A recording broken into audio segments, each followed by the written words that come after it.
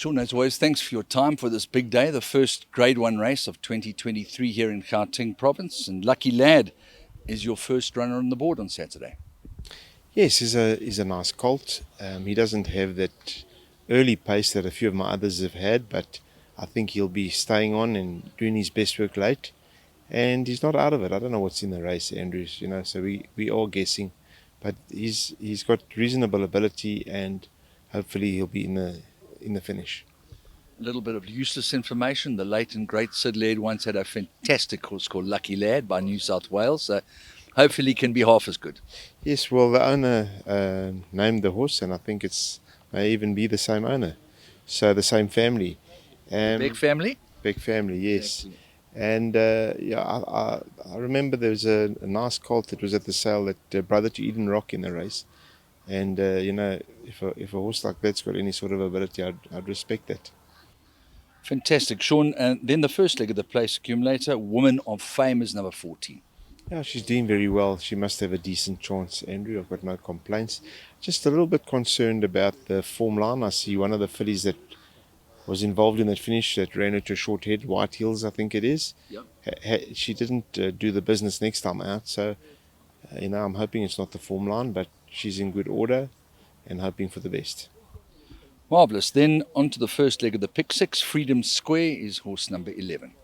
Yeah, she's a filly that's very well bred from a family that I know well. She doesn't have the speed that the family has early. I'm just hoping that this run will bring her on.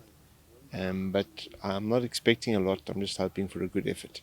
Under Your Spell, Grade 1 filly, and Sound of Warning, super high class filly, both take on the boys in the Hawaii Stakes over 1400. Yes, not easy to place these fillies. They're getting their 2.5 kilo sex allowance. I thought it was worth a try. The two big horses in the race seem to be, is it Puerto Monzana and obviously William Robertson, but he did race last week, so I thought, why not? Let's give it a go. Both fillies are in good order. Under Your Spell, very happy with her last two runs over the course and distance. She's doing extremely well, and she'll be there. Sound of Warning, would it be fair to say that 7 is definitely within her scope, although she's been very effective over 6?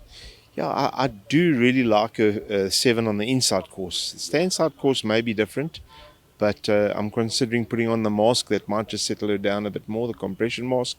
And her work at home is good. I am taking a chance here, but if she relaxes, I'm sure she'll finish it off strongly. Haven't got a ticket, you haven't got a chance. As we move to Bless My Stars and Silver Hills, who represent you in the Fillies Classic.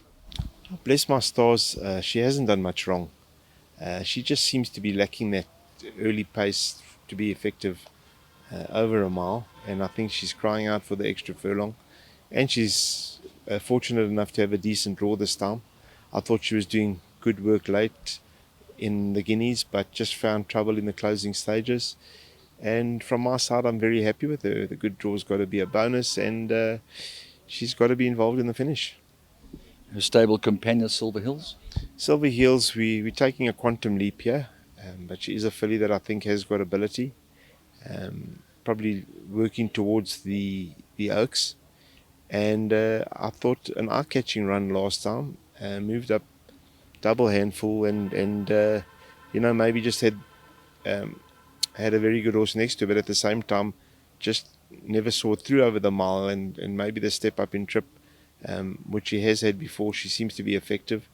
So I'm hoping for a good run, a good showing.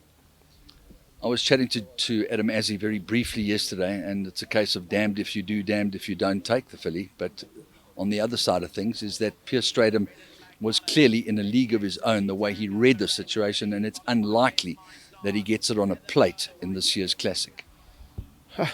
Stranger things have happened, Andrew. Wouldn't surprise me. I didn't give it to him on a plate. They gave it him on a plate with all the garnish and everything.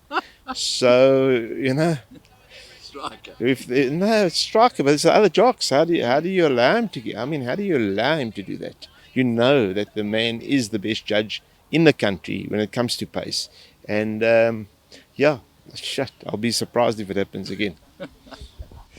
Okay, so now we move on to a horse called Electric Gold, who ran an absolute cracker in the Guineas.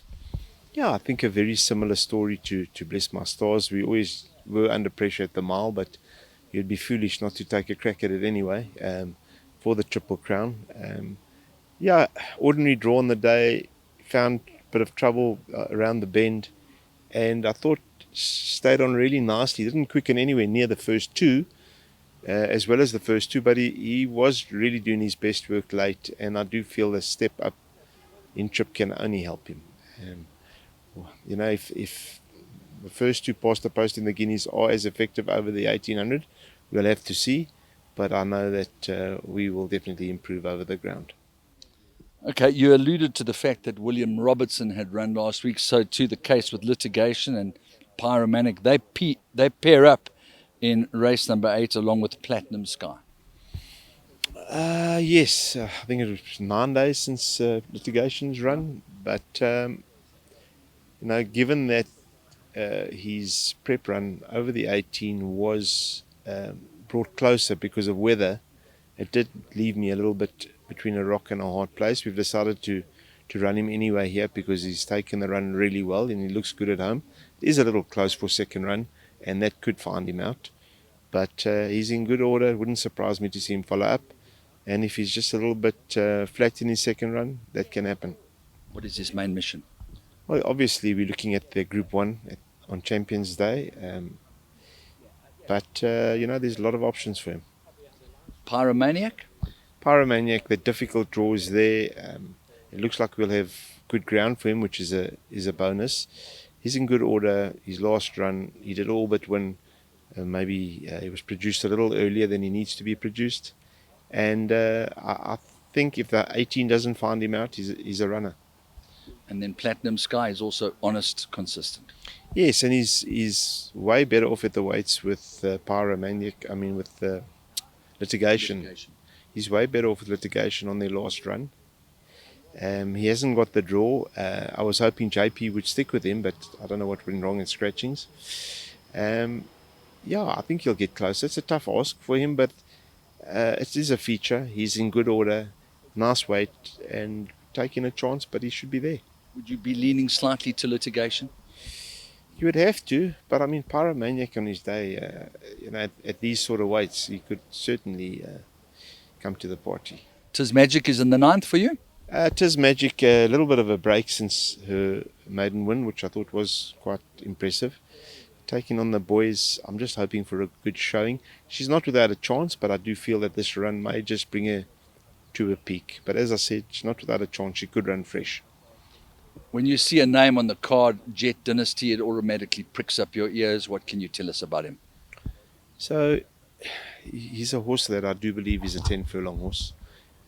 We were wanting to run him in the Derby trial, and the inside course last week definitely found him out, which we thought it might, but the field looked thin, and bar the horse that won the race, that was the obvious danger, but we weren't sure if he'd be ready or not. And he acquitted himself reasonably well because he was never in the race at any time, and got his action together when the race was over and managed to get second. Standside will be a different story, even though we're still short of his best trip. But I'm hoping he'll get the job done over the mile, and hopefully we can run him in the Derby trial for Sandy and Eugene.